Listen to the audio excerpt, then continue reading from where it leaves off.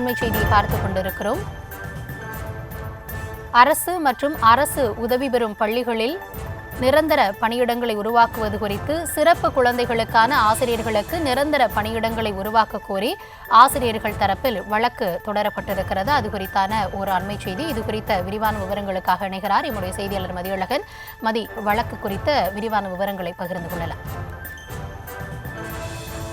சிறப்பு குழந்தைகளுக்கான ஆசிரியர்களாக 2002ஆம் ஆண்டு தொகுப்பூதியம் அடிப்படையில் 1800 சிறப்பு ஆசிரியர்கள் நியமிக்கப்பட்டனர். 4500 ரூபாய் தொகுப்பூதியத்தில் நியமிக்கப்பட்டவர்கள் தற்பொழுது 20,000 ரூபாய் தொகுப்பூதியமும் 5000 ரூபாய் போக்குவரத்து செலவுக்காகவும் அரசிடமிருந்து பெற்று வருகின்றனர்.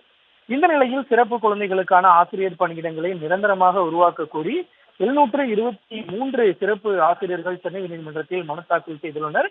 இந்த மனு நீதிபதி சி வி கார்த்திகேயன் முன்பு விசாரணைக்கு வந்தபொழுது மனுதாரர்கள் தரப்பில் ஆஜரான வழக்கறிஞர் கவிதா ராமேஸ்வர், தமிழகம் முழுவதும் 1,30,000 சிறப்பு குழந்தைகள் உள்ளனர்.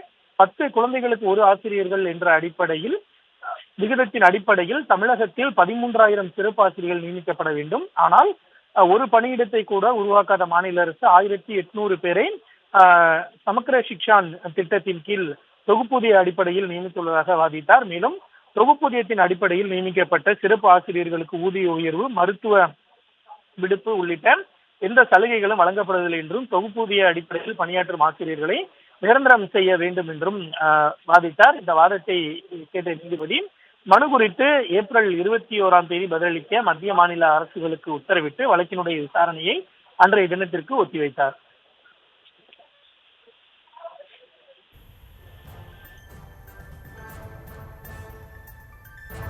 தற்போதைய விவரங்களுக்கு நன்றி மதியழகன்.